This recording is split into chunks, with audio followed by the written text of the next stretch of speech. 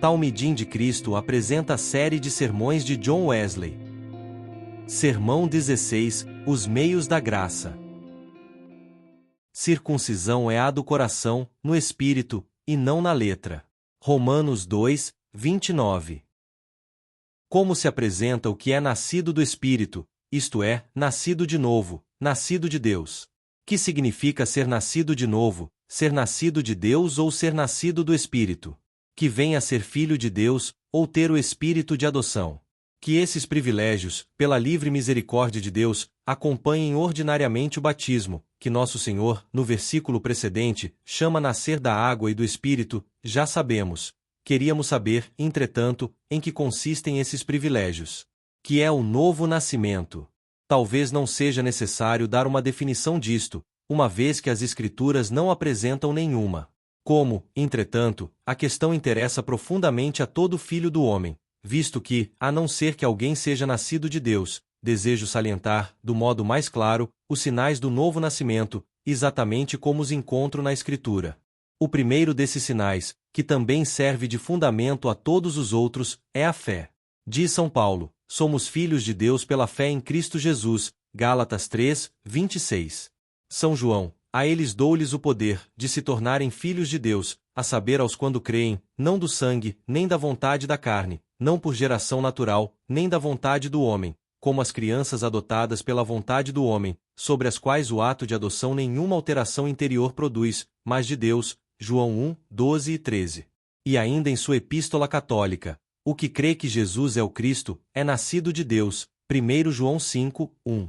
Mas o apóstolo não fala aí de uma fé meramente ideal ou especulativa, não fala de simples assentimento à proposição, Jesus é o Cristo, nem, na verdade, há quaisquer proposições contidas em nosso credo, no Velho ou no Novo Testamento. Não se trata de puro assentimento a qualquer ou a todas as coisas críveis, como críveis. Afirmar isto seria dizer, e quem pode ouvir isto, que os demônios são nascidos de Deus, porque eles têm essa fé. Tremendo, creem não só que Jesus é o Cristo, mas também creem que toda Escritura, dada por inspiração de Deus, é tão verdadeira como Deus é verdadeiro.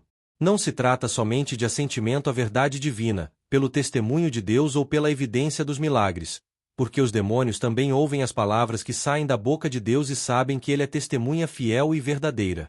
Eles não podiam deixar de receber o testemunho dado por Jesus, tanto acerca de si mesmo como acerca do Pai, que enviou. Viram, igualmente, as obras maravilhosas por ele feitas, e por isso creram que Cristo veio de Deus. E, não obstante essa fé, estão reservados em cadeias de trevas para o juízo do grande dia. Tudo isso é, na realidade, nada mais do que uma fé morta. A verdadeira e viva fé cristã, que determina seja nascido de Deus quem quer que a possua, é não somente assentimento, que é ato da mente, mas uma disposição operada por Deus em seu coração, uma segura confiança em que Deus, pelos méritos de Cristo, perdoa seus pecados e restaura-o no seu favor. Isto implica em o homem primeiro negar-se a si mesmo, implica em rejeitar completamente toda confiança na carne para ser achado em Cristo, ou para ser aceito por meio dele, implica em reconhecer que, não tendo com que pagar, não confiando nas próprias obras nem possuindo justiça de qualquer espécie, vem a Deus na condição de pecador perdido, miserável, destruído por si mesmo condenado, arruinado e desamparado, vem a Deus como quem definitivamente se cala, sentindo-se culpado diante do Senhor.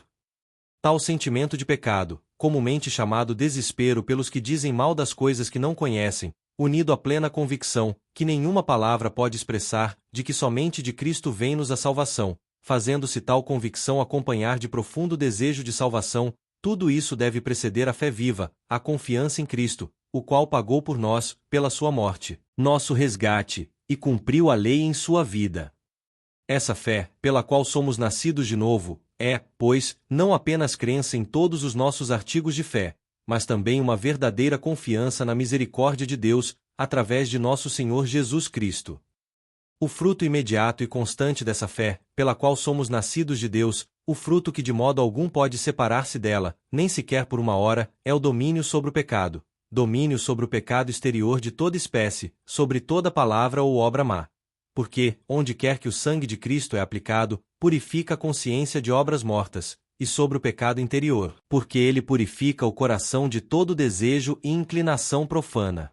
São Paulo descreve largamente este fruto da fé, no capítulo 6 de sua Epístola aos Romanos. Como podemos nós, diz ele, que, pela fé, morremos ao pecado, continuar nele? Nosso homem velho foi crucificado com Cristo, para que o corpo do pecado pudesse ser destruído, de modo que não servíssemos ao pecado. Do mesmo modo considerai-vos mortos ao pecado, mas vivos para Deus, mediante Jesus Cristo, nosso Senhor. Não reine, pois, o pecado em vossos corpos mortais, mas entregai-vos a Deus, como tendo ressuscitado dentre os mortos. Porque o pecado não terá domínio sobre vós, graças a Deus, que ereis servos do pecado, mas vos tornastes livres. A clara significação é: Deus seja louvado, porque, embora fosseis, no passado, servos do pecado, agora, todavia, sendo libertados do pecado, vós vos tornastes servos da justiça. O mesmo privilégio inapreciável dos filhos de Deus é realçado nitidamente por São João, principalmente quanto ao domínio do pecado exterior. Depois de haver exclamado atônito em face da profundidade das riquezas da bondade de Deus, vede de que maneira o amor de Deus vos foi comunicado, para que pudesseis ser chamadas filhos de Deus. Amados, agora sois filhos de Deus, e não foi ainda revelado o que sereis, mas sabemos que quando ele aparecer, seremos semelhantes a ele, porque o veremos assim como ele é. 1 João 3, 1, logo acrescenta: quem quer que é nascido de Deus, não peça, porque sua semente permanece nele, e ele não pode pecar porque é nascido de Deus. Versículo 9. Mas alguns dirão: na verdade, o que é nascido de Deus não peça habitualmente. Habitualmente. De que vem esta palavra? Não leio isto. Não está escrito no livro. Deus expressamente diz: não comete pecado, e tu acrescentas: habitualmente. Quem és tu que emendas os oráculos de Deus, que acrescentas alguma coisa às palavras deste livro? Guarda-te, eu te conjuro, para que não aconteça que Deus te acrescente todas as pragas que nele estão escritas, especialmente se considera que o comentário que aduzes é de molde a subverter inteiramente o texto. Assim é que, por este método astucioso de enganar, perde-se inteiramente a promessa. Por esta malícia e tortuosidade dos homens, a palavra de Deus se torna de nenhum feito. Oh, cuidado! Tu que amputaste alguma coisa às palavras deste livro, que anulaste todo o seu espírito e toda a sua significação, deixando apenas o que com propriedade se poderia chamar letra morta, guarda-te para que não suceda que Deus cancele tua parte no livro da vida. Permita ao apóstolo que interprete suas palavras à luz do inteiro teor de seu discurso. No 5º versículo deste capítulo, diz ele: sabemos que ele, Cristo, manifestou-se para tirar nossos pecados, e nele não há pecado. Qual a inferência que disto tira o próprio escritor? Quem quer que está nele não peca, o que peca nunca o viu, nem o conhece. 1 João 3, 6. Para reforçar esta importante doutrina, aduz uma advertência altamente necessária. Filhinhos, que ninguém vos engane. Versículo 7. Porque muitos tentarão enganar-vos, persuadindo-vos a serdes injustos, cometendo pecado e continuando na condição de filhos de Deus. O que pratica a justiça é justo, como Deus é justo. O que comete pecado é do diabo, porque o diabo peca desde o princípio. E prossegue: o que é nascido de Deus não comete pecado, porque sua semente permanece nele, e ele não pode pecar, porque é nascido de Deus. Nisto acrescenta o apóstolo: os filhos de Deus e os filhos do diabo são manifestos. Por este claro sinal, cometer ou não cometer pecado, eles se distinguem entre si. No mesmo sentido são as palavras do capítulo 5. Sabemos que o que é nascido de Deus não peca, mas o que é gerado de Deus o guarda, e o maligno não o segura. Versículo 18. Outro fruto dessa fé viva é a paz. Porque, justificados pela fé, tendo todos os nossos pecados cancelados, temos paz com Deus mediante nosso Senhor Jesus Cristo. Romanos 5, 1. Essa mesma paz o próprio Senhor, na véspera de sua morte, solenemente legou a todos os seus seguidores. A paz, disse ele, vos deixo, a vós que credes em Deus e credes também em mim, minha paz vos dou. Eu vô-la dou, não como o mundo a dá. Não se turbe o vosso coração nem se arreceie. João 14, 27. E outra vez, estas coisas vos digo para que tenhais paz. João 16, 33. Esta é aquela paz de Deus que excede a toda compreensão, aquela serenidade de alma que o homem natural não pode conceber e que mesmo ao homem espiritual não é possível entender. É uma paz que os poderes reunidos da terra e do inferno são impotentes para subtrás ao crente. Vagas e tempestades rugem em torno dela, sem que a possam abalar, porque está fundada sobre a rocha. Essa paz guarda os corações e as mentes dos filhos de Deus, em todas as ocasiões e em todos os lugares. Quer estejam em abundância ou em necessidade, na saúde ou na doença, em fartura ou em falta, de qualquer modo sentem-se felizes em Deus. Aprenderam a estar contentes em qualquer condição, a dar graças a Deus por Cristo Jesus, estando bem certos de que, seja o que for que venha, sempre será o melhor, desde que essa seja sua vontade, de modo que, em todas as vicissitudes da vida, seu coração permanece firme, crente no Senhor.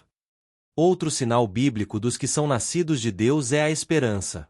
Falando a todos os filhos de Deus que estavam dispersos, assim se expressa São Pedro: Bendito seja o Deus e Pai de nosso Senhor Jesus Cristo, que, segundo sua abundante misericórdia, gerou-nos de novo para uma viva esperança. 1 Pedro 1, 3, uma vívida ou viva esperança, diz o apóstolo, porque há também uma esperança morta, como existe uma fé morta. Uma esperança que não vem de Deus, mas do inimigo de Deus e do homem, como se torna evidente pelos seus frutos, porque, sendo ela a fonte do orgulho, é mãe de todas as palavras e obras más. Ao revés, todo homem que tem aquela viva esperança, é santo como aquele que não vem de Deus, mas inimigo de Deus e do homem, como se torna evidente pelos seus frutos, porque sendo ela a fonte do orgulho, é mãe de todas as palavras e obras más. Ao revés, todo homem que tem aquela viva esperança, é santo como aquele que o chamou. Todo homem que pode verdadeiramente dizer a seus irmãos em Cristo: Irmãos, agora somos filhos de Deus e vê-lo-emos. Como ele é, purifica-se a si mesmo, assim como ele é puro. Esta esperança implica, primeiro, no testemunho de nosso próprio espírito, ou consciência, de andarmos em simplicidade e piedosa sinceridade. Segundo, no testemunho do Espírito de Deus, testificando com nosso espírito, ou a nosso espírito, que somos filhos de Deus, e, pois, herdeiros de Deus e co-herdeiros de Cristo. Observemos cuidadosamente o que aí nos ensina, no tocante aos gloriosos privilégios de seus filhos. Quem se afirma aí ser o que dá testemunho, não é somente nosso espírito, mas outro, ou seja, o Espírito de Deus. Este é quem testifica com nosso espírito. Que testifica ao Espírito que somos os filhos de Deus, e, se filhos, também herdeiros, herdeiros de Deus e co-herdeiros de Cristo. Romanos 8, 16 e 17, se é que sofremos com ele, se negamos a nós mesmos, tomamos cada dia nossa cruz, alegremente suportamos perseguição ou vexame por sua causa, para que possamos ser igualmente glorificados. E a quem o Espírito Santo dá testemunho? A todos os que são versículos precedentes, que os que são conduzidos pelo Espírito de Deus são filhos de Deus. Porque não recebemos o espírito de escravidão para estarmos outra vez em temor, mas recebemos o espírito de adoção, pelo qual clamamos: Abba, Pai. E prossegue: o mesmo Espírito testifica com nosso espírito que somos filhos de Deus. Romanos 8, 14 e 16. É digna de nossa atenção a variante que aparece no versículo 15: recebemos o espírito de adoção, pelo qual clamamos: Abba, Pai. Nós, que, em maior ou menor número, somos filhos de Deus, recebemos, em virtude de nossa filiação, precisamente o espírito de adoção, pelo qual nós clamamos: Abba, Pai. Nós, os apóstolos, profetas, mestres, porque, assim entendendo, não se está forçando o texto. Nós, que servimos de instrumento para que vós outros cresceis, ministros de Cristo e dispenseiros dos ministérios de Deus. Como nós e vós temos um só Senhor, assim temos um só Espírito. Como temos uma só fé, assim temos também uma só esperança. Nós e vós somos selados num mesmo Espírito de promessa, penhor de vossa e de nossa herança, o mesmo Espírito testificando com vosso e com nosso Espírito que somos filhos de Deus. Deste modo se cumpre a Escritura: bem-aventurados os que choram, porque eles serão consolados. Porque é fácil crer que, embora a tristeza possa preceder a esse testemunho do Espírito de Deus com nosso espírito, na verdade essa tristeza deve preceder, de algum modo, enquanto gememos sob o temor e sentimos a ira de Deus pendendo sobre nós. Certo é que, tão logo sentimos em nós mesmos o Espírito, tal tristeza se volve em alegria. Qualquer que seja o sofrimento experimentado antes, logo que chega aquela hora, não se lembra das dores, vencidas estas pela alegria de haver alguém nascido de Deus. Pode ser que muitos dentre vós agora experimenteis tristeza, porque estáis como alienados da comunidade de Israel, visto terdes consciência de que não possuis esse espírito e de que estáis sem esperança e sem Deus no mundo. Quando, porém, vier o Consolador, então se alegrará vosso coração, vossa alegria será transbordante e ninguém vos arrebatará esse gozo. João 16, 22. Regozijai-vos em Deus, dirá ele, através de nosso Senhor Jesus Cristo, por quem agora recebemos a propiciação, por quem temos agora acesso a essa graça, a esse estado de graça, de favor ou de reconciliação com Deus, em quem permanecemos, e regozijamo-nos na esperança da glória de Deus. Romanos 5, 2.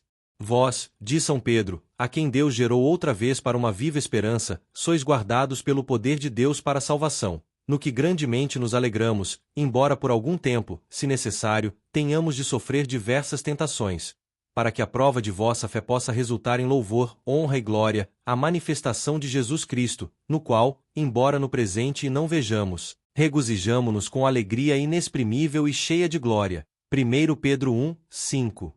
Inexprimível, na verdade. Não está ao alcance da língua humana descrever essa alegria no Espírito Santo. É o maná escondido, que nenhum homem conhece, exceto o que o recebe. Mas isto sabemos, que ela não só excede, mas domina a profundeza da aflição. As consolações de Deus são pequenas para os seus filhos, quando falta todo o conforto humano. De modo nenhum.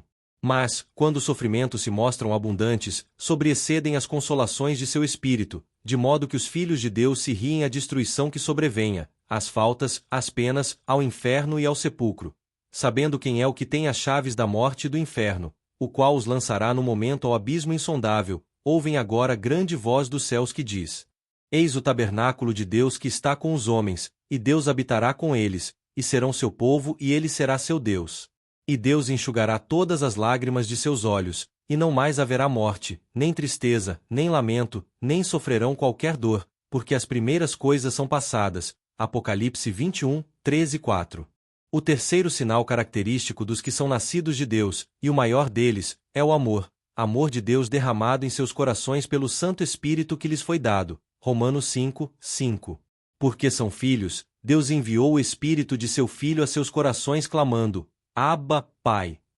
Gálatas 4, 6.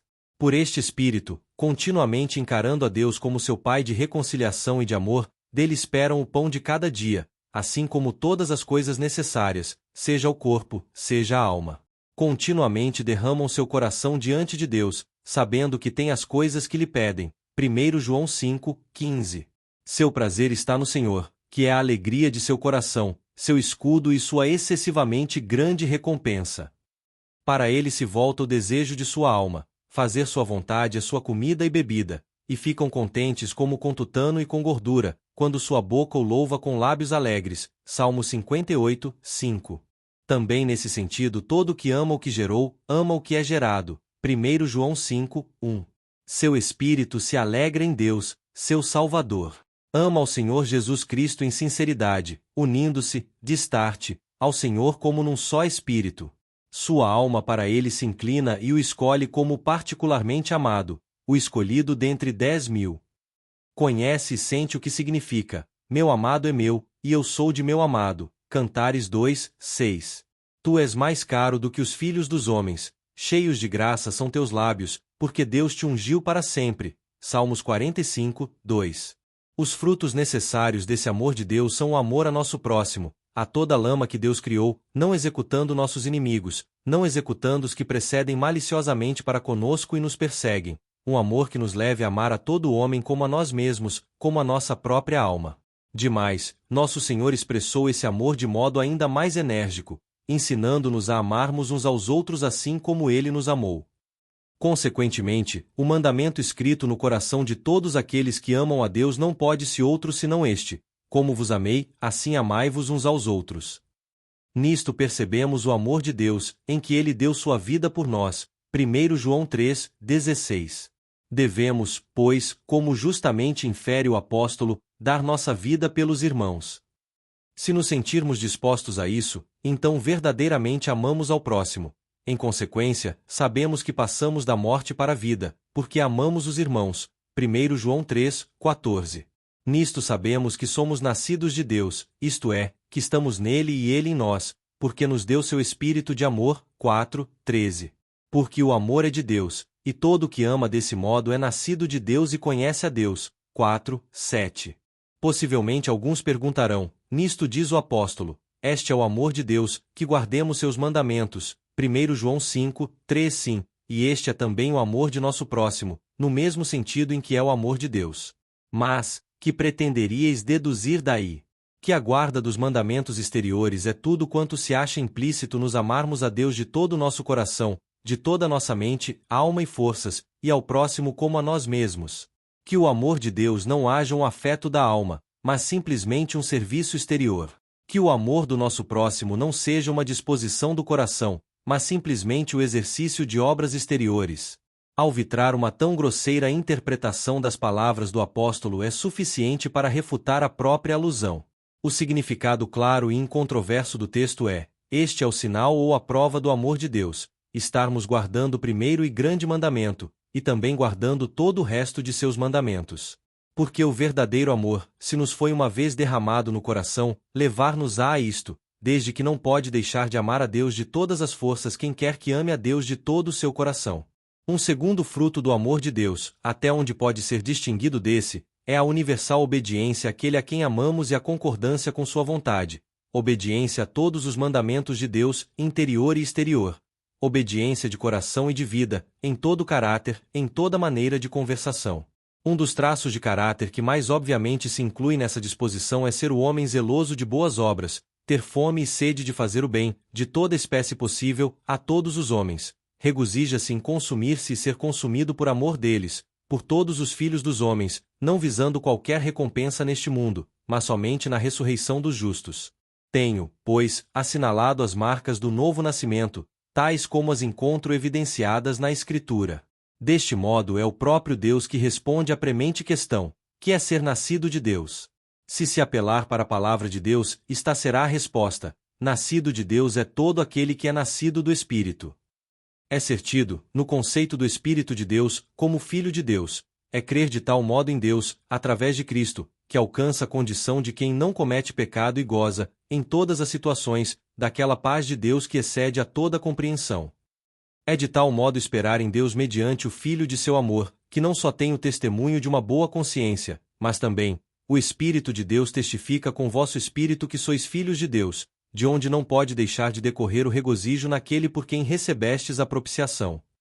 É amar de tal modo a Deus, que vos amou, como jamais amastes a qualquer criatura, sendo, pois, constrangidos a amar a todos os homens como a vós mesmos, com um amor que não apenas abrasa vossos corações, mas flameja em todas as vossas ações e conversações, e fazendo de toda a vossa vida um trabalho de amor, uma contínua obediência e estes mandamentos. Sede misericordiosos como Deus é misericordioso, sede santos como eu, o Senhor, sou santo, sede perfeitos, como é perfeito vosso Pai celestial. Que sois vós, que assim nascestes de Deus. Vós conheceis as coisas que vos são dadas por Deus. Vós bem sabeis que sois filhos de Deus e podeis ter vossos corações seguros diante dele. E vós, que tendes observado estas palavras, não podeis senão sentir e conhecer com exatidão, se nesta hora, responder a Deus, e não ao homem, sois filhos de Deus, ou não.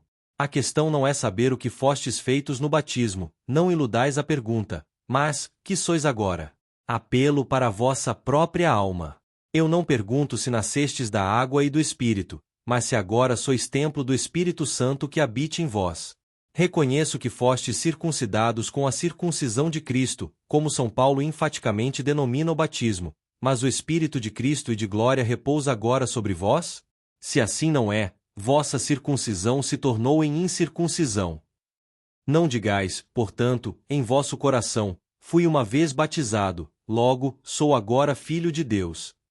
Ai! A conclusão nenhum fundamento possui.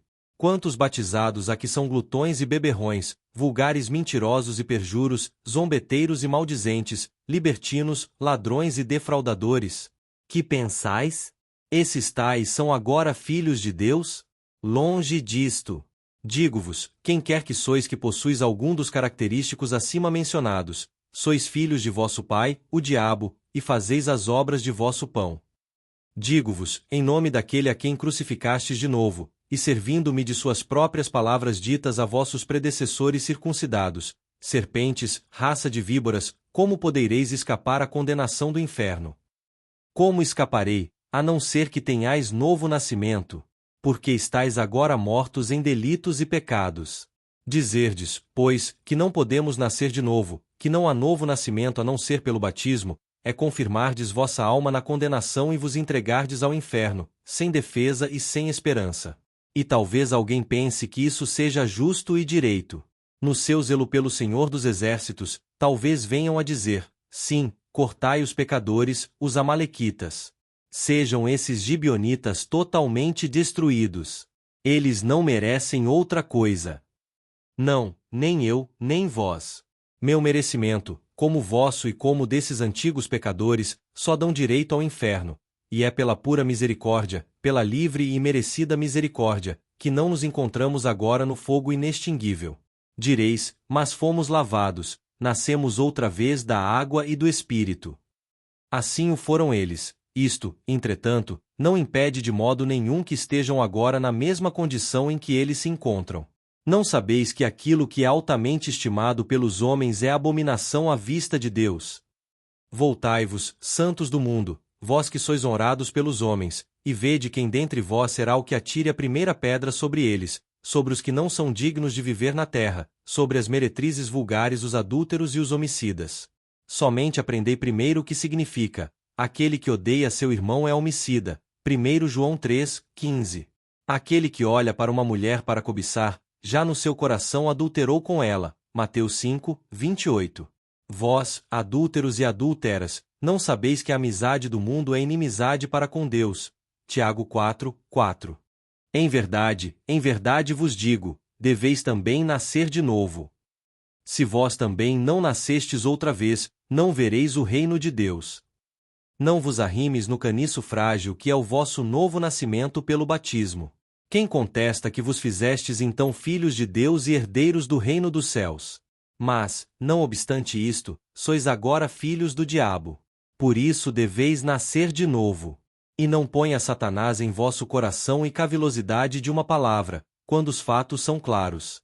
Ouvistes quais são os sinais característicos dos filhos de Deus, todos vós que os não tendes em vossas almas, quer tenhais sido batizados ou não, tendes a necessidade de os receber, ou perecereis, sem dúvida alguma, para sempre. Se fostes batizados, vossa única esperança é esta: os que se tornaram filhos de Deus pelo batismo, mas são agora filhos do diabo, podem ainda receber o poder de se tornem filhos de Deus, recebendo outra vez aquilo que perderam, ou seja, o espírito de adoção, clamando em seus corações: Abba, Pai. Amém, Senhor Jesus.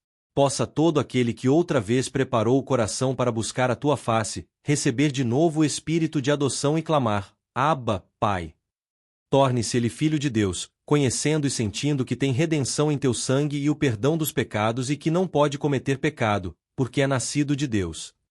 Seja o tal gerado de novo para uma viva esperança, de modo que se purifique a si mesmo como tu és puro, e porque é filho, descanse sobre ele o espírito de amor e de glória, purificando-o de toda imperfeição da carne e do espírito e ensinado-lhe a aperfeiçoar-se na santidade pelo temor de Deus. Talmidim de Cristo apresentou o Sermão 18 de John Wesley. Na descrição do vídeo disponibilizamos links de livros que indicamos para um conteúdo cristão relevante. Divulgue esta mensagem, curta, comente e compartilhe este vídeo. A seguir, notas sobre o sermão. O presente sermão não é, no exato sentido da palavra, polêmico, diz o professor Burvash, mas é uma simples exposição do Evangelho da Salvação, baseada na palavra de Deus e à luz da experiência cristã.